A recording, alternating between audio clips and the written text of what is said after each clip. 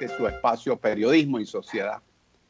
Un programa abierto, horizontal, donde aireamos día a día información para que ustedes generen su propia opinión. Buen día, don Licho, y buen día, don Gregory. Buenos días, buenos días. ¿Cómo anda todo? Buenos días, todo anda bien, gracias a Dios. Espero que todo también esté ante ustedes, incluyendo a los canes pequeños. Sienten parte del programa. Esos son los canes de Sosa. De Están José pidiendo Rafael desayuno. Ah, del vecino. canes de Sosa. Así es. ¿Qué tenemos hoy? ¿Cómo está la cosa? Tenemos Bueno, ya a las 11 habla el PLD a defenderse. a las 11.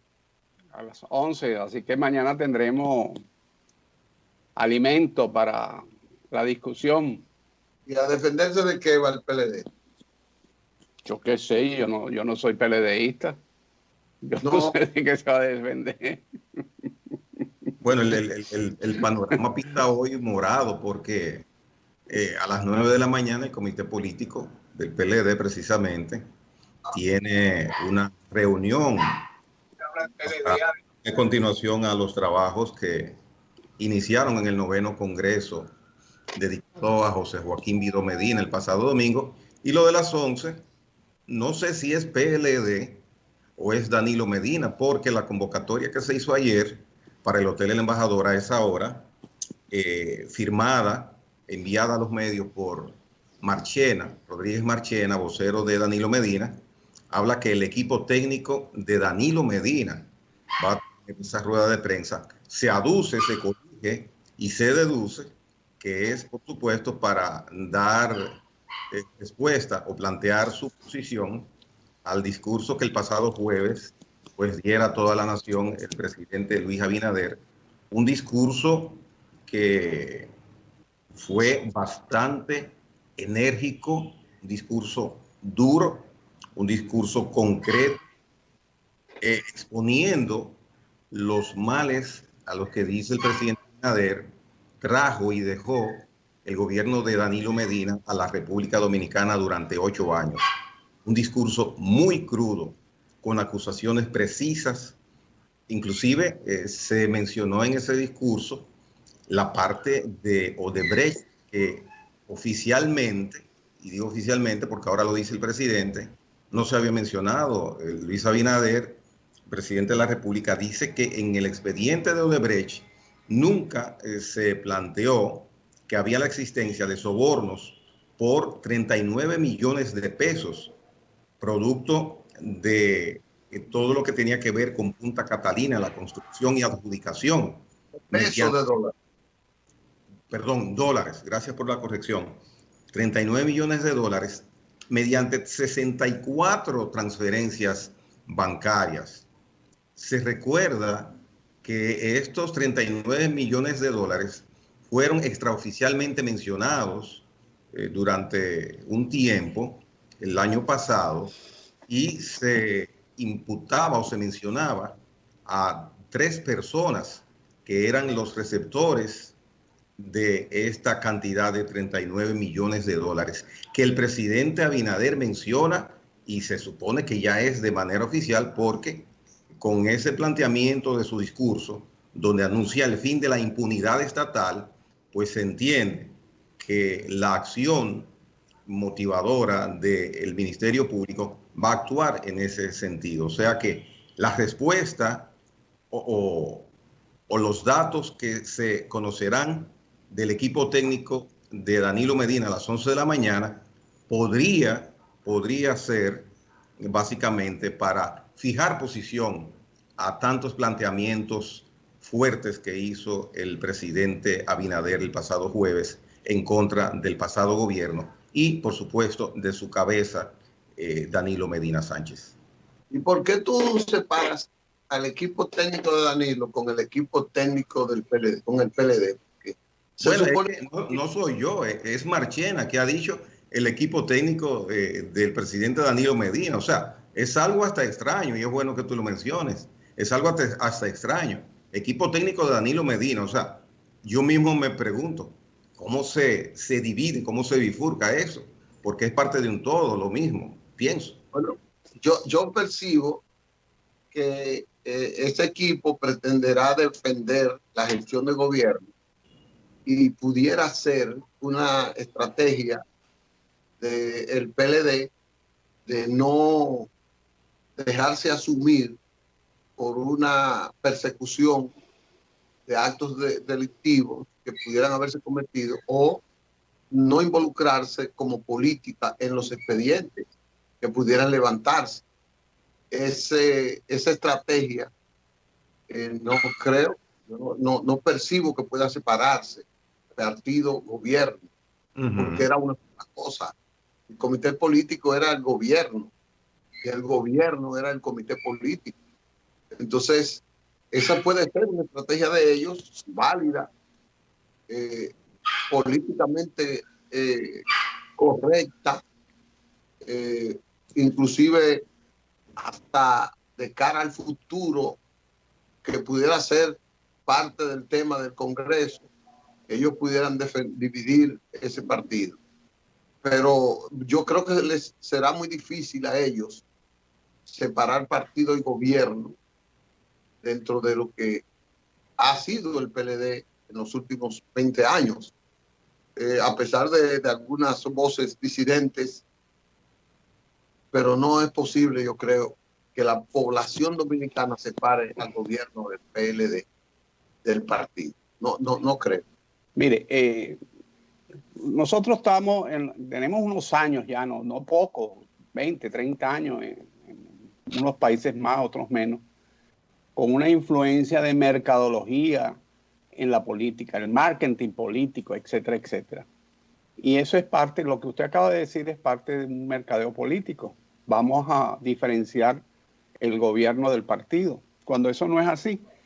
Más allá de que la mayoría de los miembros del comité político eran funcionarios del gobierno, fueran o no fueran, sean la mayoría o no sean la minoría, el partido que llevó a esa gente al poder es el PLD, así como los que llevaron actualmente al gobierno del presidente Abinader es el PRM.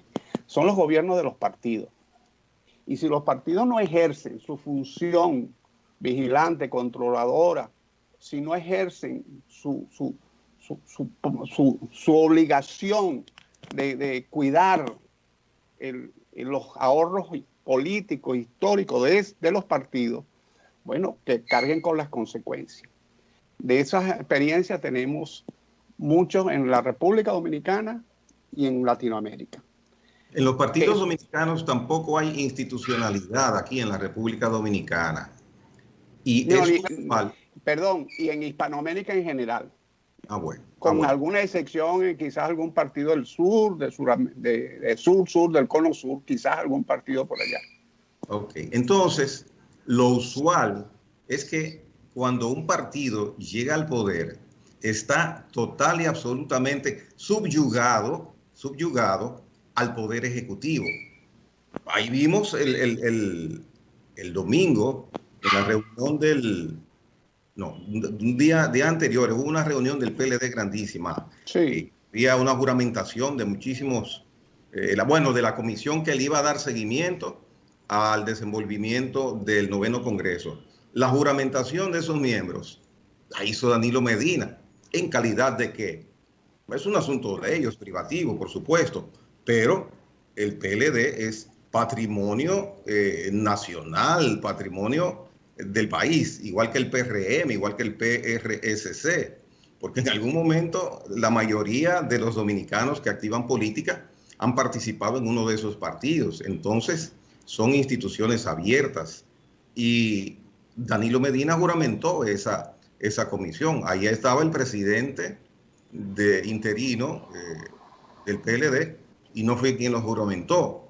El secretario general está todavía en proceso de recuperación de su salud y no estaba presente, pero lo que digo y reitero es que el presidente de la República dirige, absorbe, guía, es el líder del partido en su momento de ejercicio gubernamental aquí en nuestro país. Sí, hay una contradicción entre lo que es un partido democrático y el ejercicio de la democracia.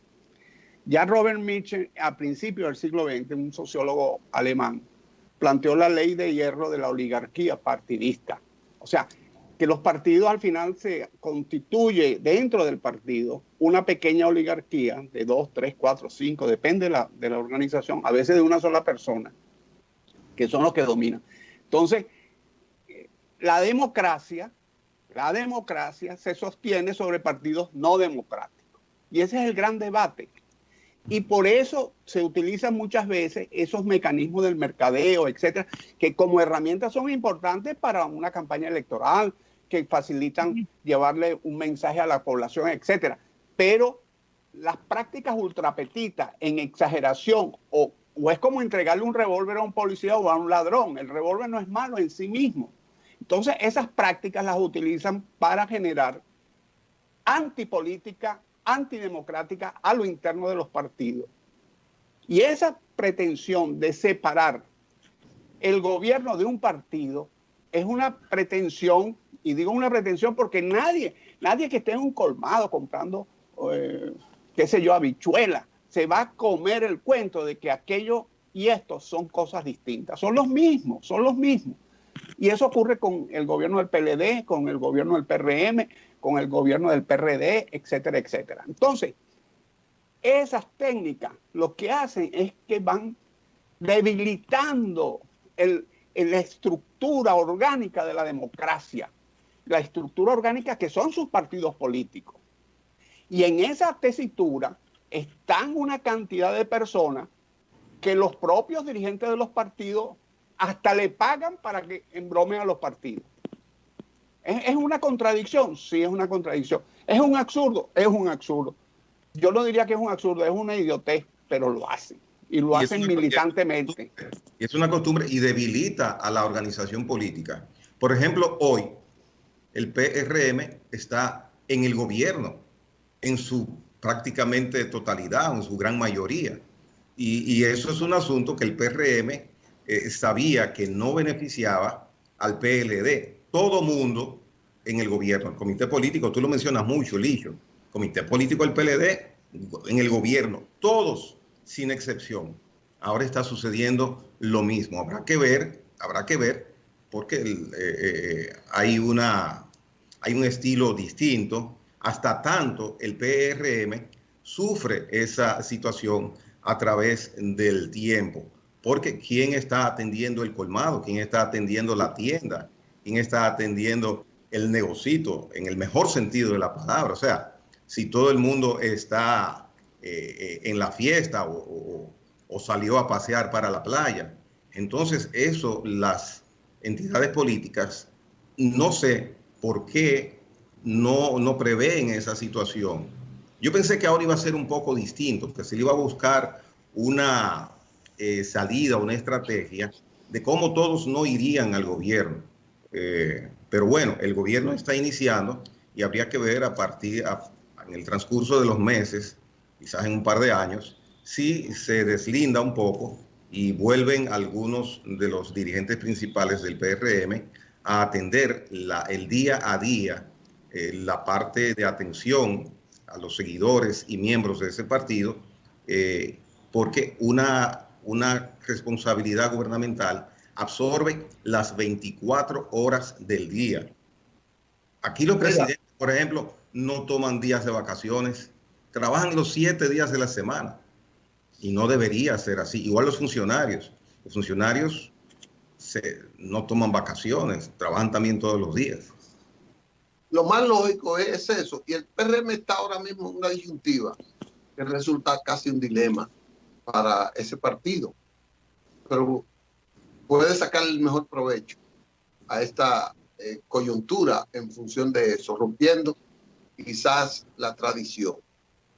Si nos ponemos a ver, al final de la década del 90, 80, de los 80 para acá, había la tradición de que los líderes de las organizaciones, que eran a su vez los candidatos presidenciales, asumían la presidencia del partido.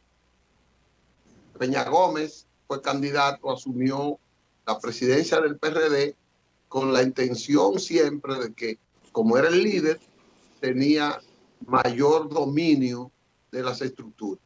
Juan Bosch nunca dejó de ser presidente del PLD mientras fue candidato. Y cuando dejó de serlo, ya entonces le tocó a Leonel Fernández y asumió también la presidencia del partido. Balaguer también. Balaguer nunca cedió la presidencia del partido.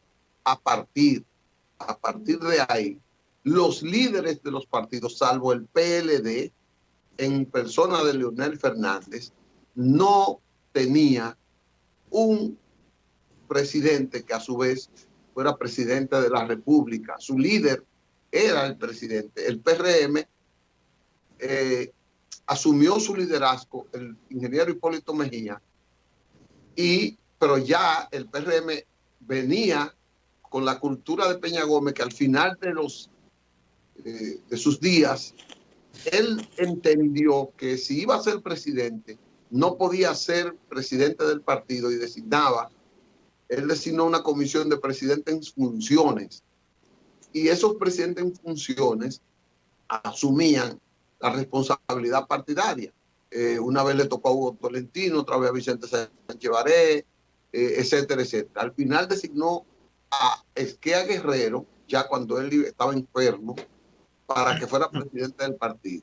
Pero entonces comenzó, Esquea no tenía posibilidad de ser presidente de la República en ese momento. Es decir, se bifurcó la presidencia del partido con el liderazgo del partido. ¿Qué resultó en eso, en el PRD?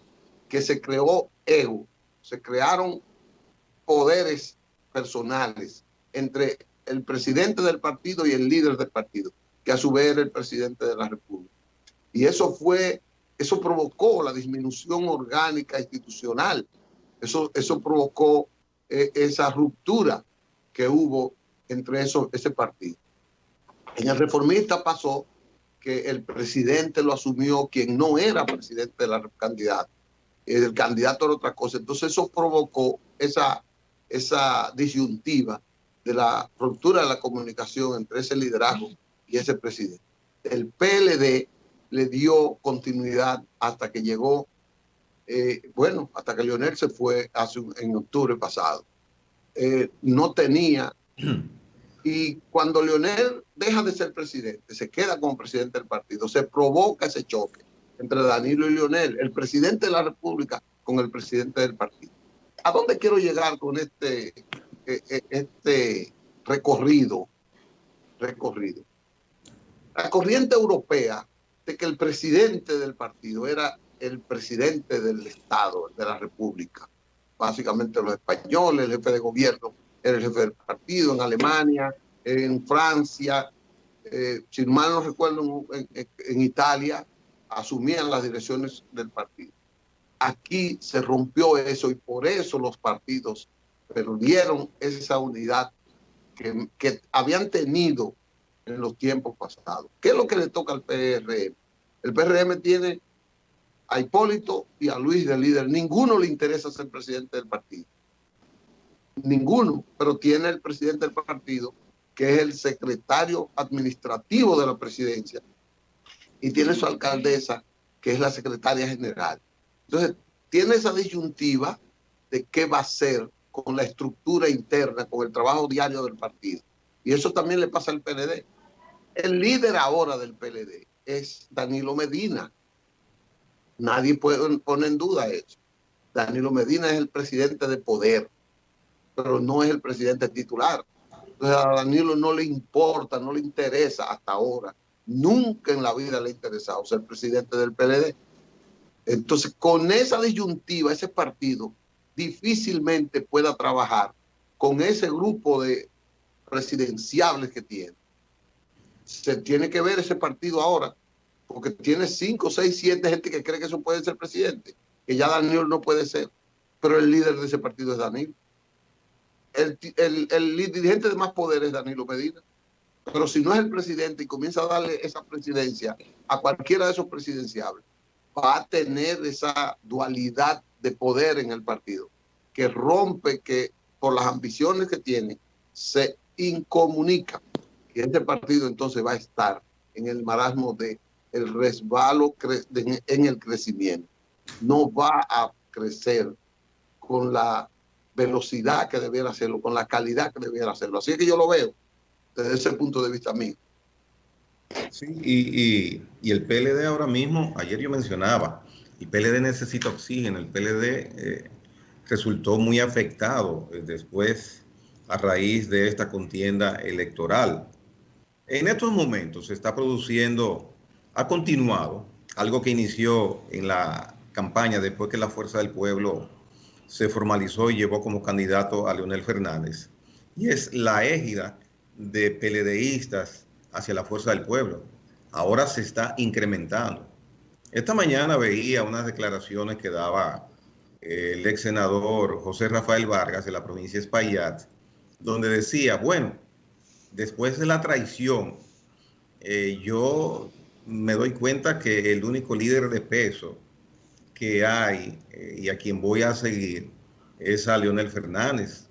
Y yo me voy a adherir a la fuerza del pueblo. Eso dijo Varguita, pero él nunca ha sido, él siempre ha sido leonelista. Él Pero estaba llevó su candidatura independiente. No, él se quedó porque tenía la senaduría y quería ser senador y luego irse. Eso evidencia eso. Igual que el caso de Félix Bautista. De muchos, de varios, de Sí. varios. Entonces, ahora mismo se están trasladando del PLD hacia la Fuerza del Pueblo una cantidad interesante de dirigentes de distintas partes del país del PLD. Entonces, esa organización política tiene una situación difícil.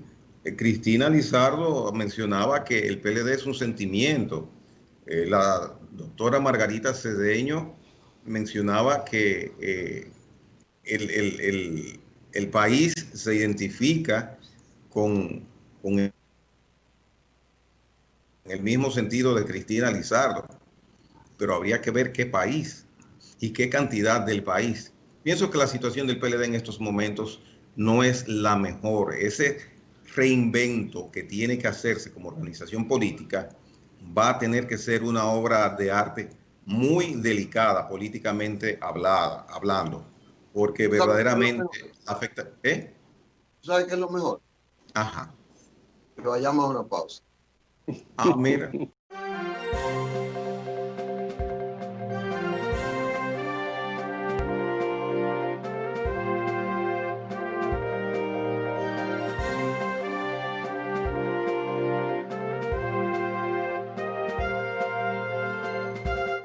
Bueno, nuevamente en el aire, damas y caballeros, señoras y señores. Calixto María Pina, un día como hoy, pero en 1832, nace aquí en la ciudad de Santo Domingo de Guzmán. Este señor que fue un prohombre de la República, un sacerdote dominicano, hermano del trinitario Pedro Alejandrino y de María de Jesús Pina. Este eclesiástico fue 3 veces director de la Iglesia Católica Dominicana, y en una oportunidad, estando el gobierno español, gracias a los negocios que hizo Santana, participó en conspiraciones para restituir la República, fue parte del movimiento restaurador, lo cual era miembro de la Junta Revolucionaria que funcionaba aquí en Santo Domingo. Lo que fue descubierto por las autoridades españolas fue hecho preso y enviado al Morro de La Habana, a la prisión del Morro de La Habana, y luego a Puerto Rico. Posteriormente, en un canje de prisioneros, retornó a la patria gracias a esa negociación, y falleció el 18 de julio de 1877. Él es parte de ese procerato dominicano que hace que el gentilicio se sienta con orgullo en el espíritu, en el alma de cada uno de los que tanto han nacido en este país como quienes hemos asumido la dominicanidad como en naturaleza de elección. Muy interesante, muy interesante. Unos tiempos difíciles esos que mencionas, porque verdaderamente esa suerte que tuvo después de haber hecho tantas cosas positivas a raíz de nuestra naciente república, no se justificaba, pero es parte de la historia. Sí, la historia está llena de esos ejemplos que debemos tomarlo y analizarlo no con los valores actuales, sino desde el punto de vista histórico, pero que sí nos sirvan para aquilatar los valores actuales, porque esos valores de patria, de honestidad, de lealtad, de mano amiga, esos son eternos, eso no cambia con los siglos. Puede cambiar un estilo, una moda, etcétera, pero esos valores eso no cambian nunca. Y esos son los que tenemos que aquilatar en nuestro espíritu, en nuestra alma. Muy cierto. Dicho. ¿Cómo está el COVID? Yo estaba viendo ayer, señores, las cifras del COVID en el mundo, sobre todo en América Latina. Yo estaba viendo cómo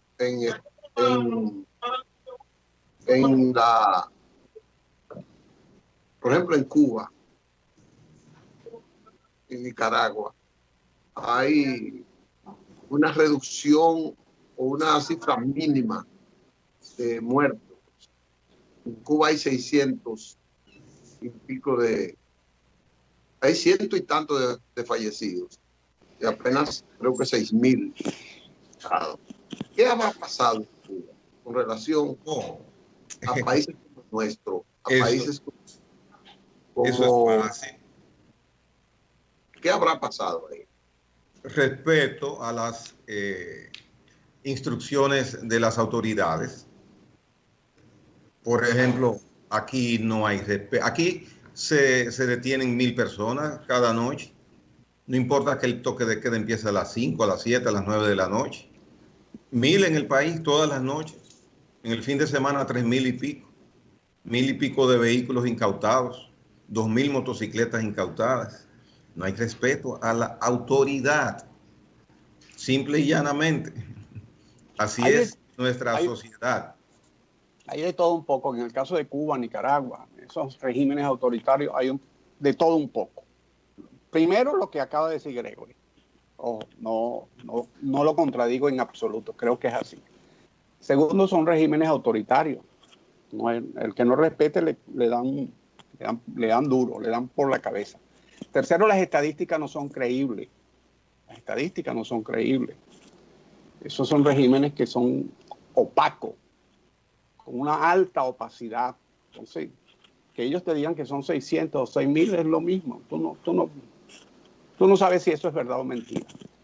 Cuarto, la situación de Cuba en particular, no sé Nicaragua, pero la de Cuba en particular, que es un país que en la inmensa cantidad de personas no trabajan, no producen, o trabajan cosas muy ligeras, porque el aparato productivo está destruido. Entonces se hace también fácil de que la gente se quede en su casa, se hace fácil que la gente sea más controlable. Todos esos elementos yo sí creo que contribuyen a presentar una cifra baja. Sí creo que tiene una cifra baja porque tiene muchos elementos.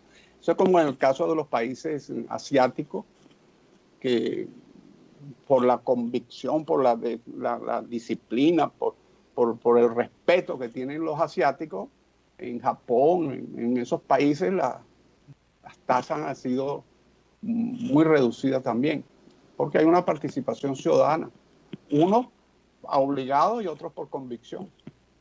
Bueno, pero primero, Isidro, uno tiene que valorar lo de creíble, eso es general. Uno no sabe cuál es la cifra real de ningún país, porque yo estaba viendo anoche un reporte y yo veía que, por ejemplo, CNN estaba rindiendo las cifras y explicaba, entre paréntesis, cuándo eran del John Hopkins, cuándo eran del gobierno del país, del Ministerio de Salud, o le ponían gobierno. La de credibilidad, nosotros no tenemos las cifras. Recuerde que nosotros en los primeros 6 meses estuvimos en ese dilema de si creíamos o no creíamos esta presentación diaria que hacía el anterior ministro de Salud, porque realmente no era la cifra que reportaba la ciudadanía. Yo creo que tiene mucho que ver también con la autoridad, no importa el tipo de régimen que esté en el gobierno. En Cuba, el sistema de salud es el más avanzado de América, yo creo, no sin creer. Es el más incluyente, es el más avanzado, es el que tiene la medicina más de sociedad, por eso el más incluyente. Pero también aquí, no es porque no se trabaje, don Isidro, porque aquí la mayor posibilidad de contagio no está en la gente que trabaja, está en el jolgorio, está en la fiesta, está en esa indisciplina nocturna de fin de semana, donde, por ejemplo, yo vi el domingo un lugar donde debieron haber 300 personas sin una sola mascarilla, pero eso era como en un diámetro de no más de 50 metros. Es una cosa absurda. Y yo me paré a ver. Y yo dije, pero aquí no hay autoridad. Y ahí no estaba trabajando, ahí estaba la gente fumando juca, bebiendo cerveza, pegándose, dos personas abrazadas en la calle, ahí en la plena calle, y en una avenida principal, en la avenida Nicolás de Obando. Entonces, usted ve eso y usted dice, no, ese no es un problema de régimen, es un problema de autoridad, es un problema de disciplina, es un problema de cómo las autoridades hacen valer su decisión de frenar eso. A mí me resulta a veces sospechoso. Unos tapones que se arman a las 8, a las 9 de la noche, unos tapones increíbles, porque a esa hora todo el mundo lo están parando. Mucha gente llega tarde, lo detienen por el tapón que se arma a esa hora. O sea, la gente tiene que estar en el toque en su casa. Por ejemplo, la gente tiene que salir a las 6, a las 7 de la noche para llegar a su casa a las 9. Entonces se produce esa situación. Yo no sé realmente. El médico dominicano ayer decía de que es preciso volver al horario del toque de queda anterior. Mire, eso es relativo. Eso es relativo. Yo recuerdo que en un programa aquí que estaba Pacheco, por cierto, abogaba por retirar el toque de queda en aquella oportunidad por razones electorales, en el sentido de que el PLD hacía campaña y los demás no podían hacer campaña de noche. Ese era uno de sus argumentos, entre varios. No fue el único argumento que él dio. Ojo, no fue el único argumento que él dio. Yo lo que creo que todo esto se centra en la responsabilidad ciudadana. En la misma medida en que la ciudadanía asume el distanciamiento social, en esa misma medida el COVID va reduciéndose y se desaparecerá. Es que no existe esa responsabilidad. Pero la gente no lo hace. No existe esa responsabilidad. Entonces la diferencia entre un régimen autoritario, cualquiera, China, Rusia, Cuba, cualquiera de esos, y nosotros, es que tú agarras y lo metes en la noche, en la cárcel, en una prisión, en una celda, al otro día lo sueltas. En Cuba lo pueden dejar ahí 30 días, 30 meses y no pasa nada, nadie dice nada. Esa es la diferencia. Yo siempre pongo el ejemplo del chinito que se puso frente al tanque. Nadie sabe dónde está ese chinito. Desapareció del mapa el chino, desapareció. ¿Me entiende? Y no hay derechos humanos, no hay nada. Usted le da dos rolazos mal dados a una persona de esas que está aquí y al otro día tiene al Ministerio Público, tiene los derechos humanos y tiene todo. Ojo, y yo no estoy justificando uno u otro. Esa es la realidad. Esos son los hechos. Esos son los hechos. Que allí hay un régimen que desde pequeño le dicen a la gente cómo es la cosa, los acostumbran en la escuela. El niño cuando voltea 2 veces en la escuela seguro que le hacen un regaño. Y aquí la maestra lo regaña y el muchachito dice voy a traer a mi mamá o a mi papá para que la regañe a usted. Y cosas así. Entonces, son sociedades distintas, son sociedades distintas. Lo que nos queda a nosotros, la educación, la formación, las campañas publicitarias, el mercadeo, porque como la población no se educó desde muchachito, en esas cosas, hay que entonces hacer campañas publicitarias, hay que hacerle tomar conciencia. Pero tú escuchas unas tesis tan bárbaras como decir que eso es una forma para acabar con la población, con los mayores de edad, con las pensiones, otros que te van a inyectar un chip para controlarte.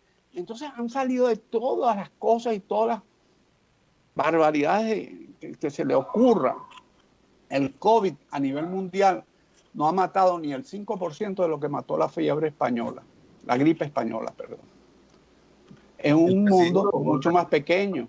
50 millones de personas, más o menos. 50 millones. Y el COVID han muerto 6 millones, por eso, o el 10%. ¿Me explico? Entonces, el punto nodal es que el COVID existe. La forma de controlarlo hasta que llegue la vacuna es el distanciamiento social. Y que los países, desgraciadamente, no pueden seguir cerrados. No pueden seguir cerrados. La gente tendrá que asumir su responsabilidad, porque los países tienen que...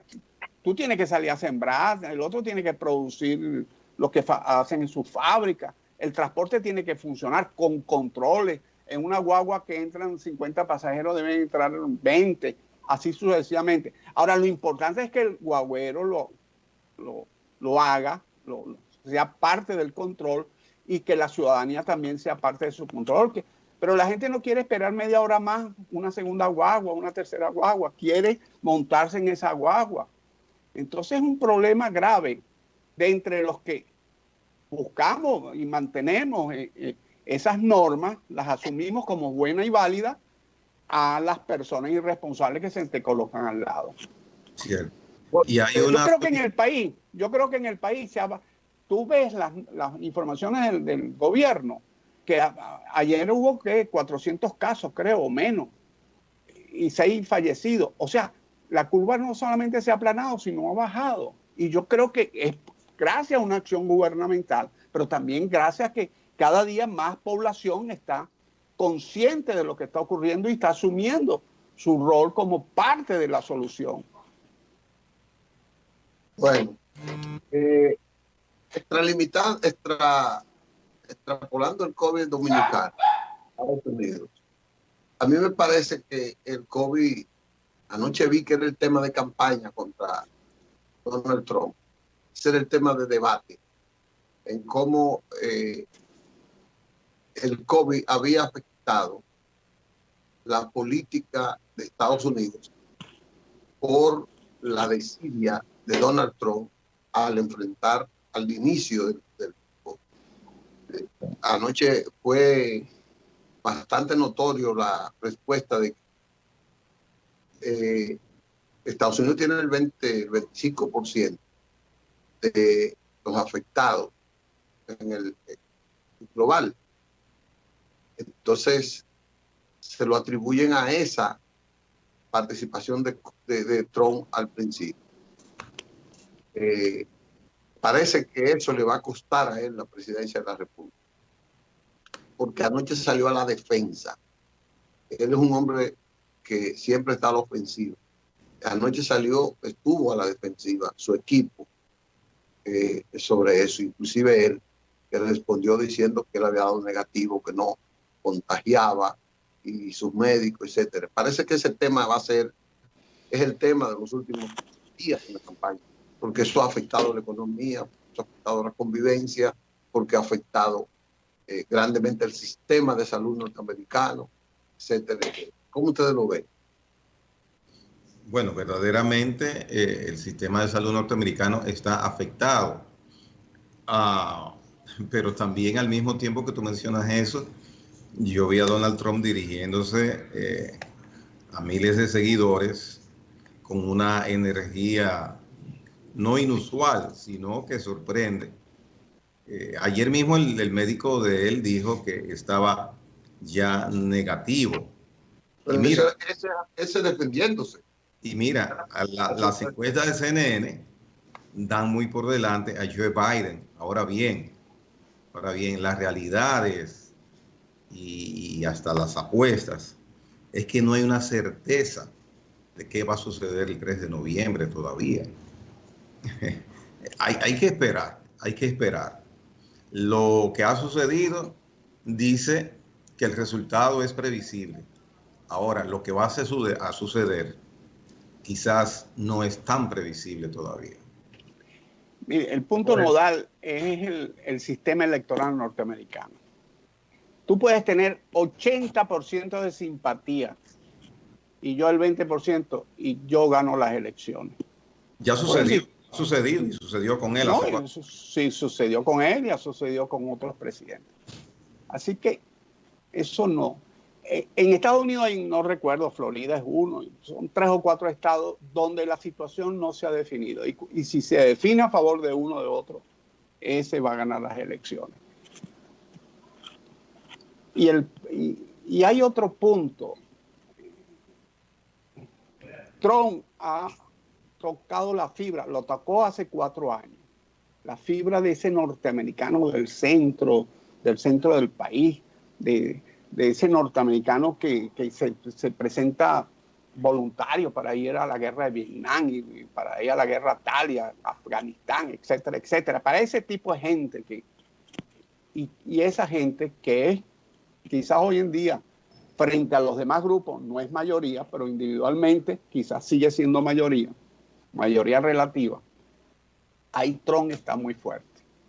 Entonces Trump está jugando al mercadeo electoral, a su cuestión, está jugando a los latinos de Florida, ¿sí? Está jugando a sectores de California, sectores empresariales. No olviden que con Trump hubo un momento que prácticamente había pleno empleo en los Estados Unidos, que la economía estaba muy bien. Ha sido el COVID la que lo ha bajado. Y eso se lo debe estar recordando a todo el mundo. O sea que yo comparto lo que acaba de decir Gregory, que eso no está tan claro. No está tan claro. Las encuestas en los Estados Unidos no es que no sean creíbles, sino que por el sistema electoral tú puedes tener mayoría de votos populares y perder las elecciones. Eso es así. Sí, porque el problema de delegado y de estrategia en puntos electorales claves. Y a veces, pero resulta que los 4 o 5 estados de mayor población, de mayor cantidad de delegados, son los más afectados electoralmente. California, Nueva York, Florida. Están agrietados y todos, en su mayoría, tiene Trump una adversidad, tiene un rechazo que ha crecido en los últimos tiempos, eso es su gestión. Y su rechazo ha venido no solo por el manejo de la economía, que ha sido su ventaja, sino por el COVID, por el problema de la enfermedad. Él hoy en la Florida está peleando, pero en la Florida él no la tiene ya. Ahí tiene Biden habla de simpatía, como dice Isidro, uno no lo puede ver por ahí, por esa simpatía suelta, electoral, general, que ahí se gana por delegado. Pero son esos 3, 4 estados, ¿cómo se llama aquí en Massachusetts? Tienen en él ya una culpabilidad directa que lo están haciendo. O sea, Illinois es un estado donde él está, siempre ha sido difícil para los republicanos, pero ahora está peor, por decir esas cosas ahí. Pero básicamente California, Nueva York y Florida me luce que van a ser muy adversos a él. Bien. Es importante, retornando aquí, hago un paréntesis, decir que mañana en la Cámara de Diputados se conocerá la solicitud de la extensión por 45 días del estado de emergencia. Las autoridades dominicanas de salud pues tienen intención que el estado de emergencia se extienda y para eso pues el presidente de la República pues está solicitando autorización al Congreso Dominicano. Bueno, eso se va a conocer y se va a aprobar. No tiene, El PLD dijo que lo va a aprobar. no, eso se va a aprobar a unanimidad. No hay Sí, discusión. eso no. Ahí no hay. Las entrevistas, pasando al plano también electoral de los posibles miembros de las ternas que serán escogidas por la Comisión del Senado, continúan las entrevistas que hace una comisión de senadores encabezada por Farideh Raful. Ayer estuvo haciendo su participación ante esta comisión senatorial, Eddie Olivares, y también el doctor Román Jaques, que tiene intención de ser miembro y presidente de la Junta Central Electoral. Veremos a ver qué sucede, porque esto es parte importante de la renovación de las instituciones que rigen el funcionamiento de nuestra nación. Nuevos miembros de la Junta Central Electoral tendremos próximamente. Ya el tiempo se nos va a terminar. Pero hay un tema que yo quería ver la opinión de ustedes. Yo creo que lo vamos a dar para mañana. El presidente de la República, en su discurso, dijo que el presidente de la Cámara de Cuentas debieron haber renunciado todos. Y el presidente de la Cámara de Cuentas anunció que iba a enviar su renuncia al Senado ayer. Pero ayer sale la directora de Ética, y Milagro Ortiz, pidiéndole que no renuncie. Sí. Entonces, esa dualidad, el presidente le pide que renuncie, él decide renunciar, la dirección de Ética le dice no renuncie. Dice, el presidente dijo deberían haber renunciado. Sí, el jueves. Bueno, le dijo, ustedes están de más, ustedes te sobran, ustedes estorban, le dijo, obstaculizan. Pero la doña Milagro observa cosas prácticas que son necesarias en este momento y que obstaculizarían esa renuncia. Pero hay un precedente ya de una postura presidencial. Exacto. Entonces, pero tampoco es un emperador. Estamos en un país democrático. Bueno, no es un emperador, pero ahí hay una situación, por ejemplo. Yo creo que vamos a terminar hablando entre nosotros. No va a dar tiempo. Mañana hablamos de eso, si el presidente de la República es un emperador o no. Algunas cositas hay algunos funcionarios que no sé, como que no están sintonizados exactamente, y no es cuestión de emperador, pero ya hablaremos de eso mañana o pasado o el sábado. No huya. Espero que este conversatorio haya sido satisfactorio para todos. Nos veremos mañana, si Dios quiere. Si Dios quiere. Por favor de Dios.